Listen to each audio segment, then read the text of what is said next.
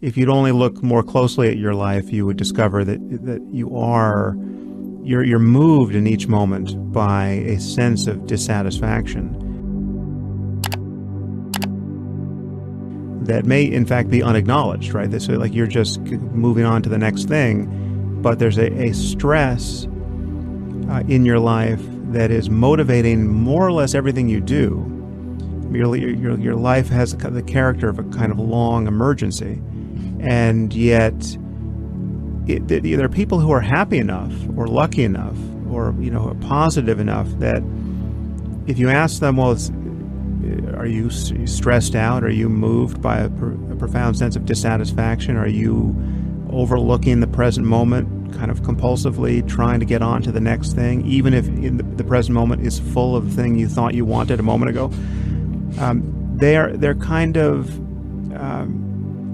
they're deeply insensitive to the dynamics of what's happening, and if you have a satisfying enough life for long enough, yeah, you can spend years and just seeing no point to this kind of consideration. Well, that's fine. You're a very happy person, very lucky, and not in a lot of physical pain. And so, yeah, you're not. There are people like this who just and there are many good ways. I mean, this is a psychologically strong way to be. It's nice to be resilient, right, and not to suffer much. So some of you get frustrated, but the thing you were counting on doesn't happen, and you spend 2 minutes being disappointed rather than 2 days or 2 weeks, right?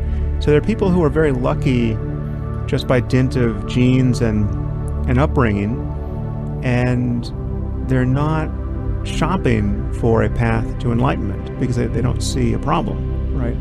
Doesn't mean there isn't a problem. Doesn't mean that they're not going to crash and burn sometime, right? So a lot of what spiritual life is, and contemplative practice is a kind of training for the bad times, right? So you're kind of getting ready for the worst day of your life, right? And the worst day of your life is coming, right? If it hasn't happened already, it will happen eventually, right? And now you're with any luck, your bad times will not be as bad as humanly possible, right? It's possible to have, just an unendurably bad life, right? And we're all hoping we get luckier than that.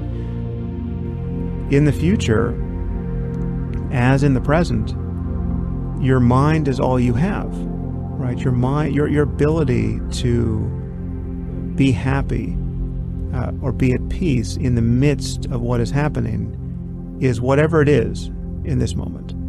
And if it's untested in this moment because you have everything you want and you're comfortable, well, then you don't really know what tools you have to work with when the wheels start coming off.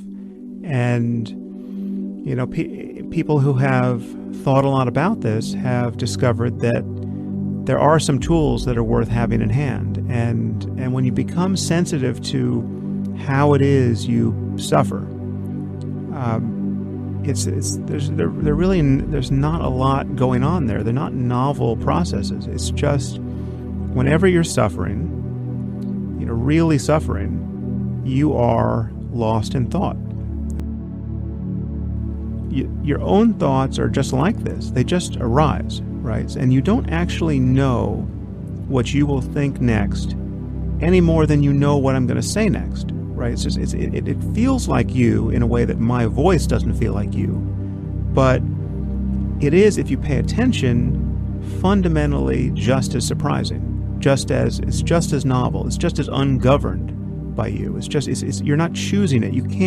To choose what you think would require that you think it before you think it. And being able to decide to drop your anger or drop your embarrassment or drop your anxiety because it's not useful is like a superpower. To have the choice to no longer indulge this negative emotion that is leading nowhere worth going is a hugely empowering and hugely useful skill to develop. And meditation is the way to develop that.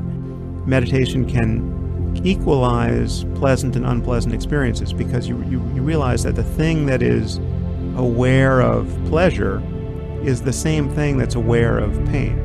Meditation is a way of taking responsibility for this process and dissecting out the variable that is actually universal, which is it's just the distraction versus the alternative, and then it's just the practice of non-distraction.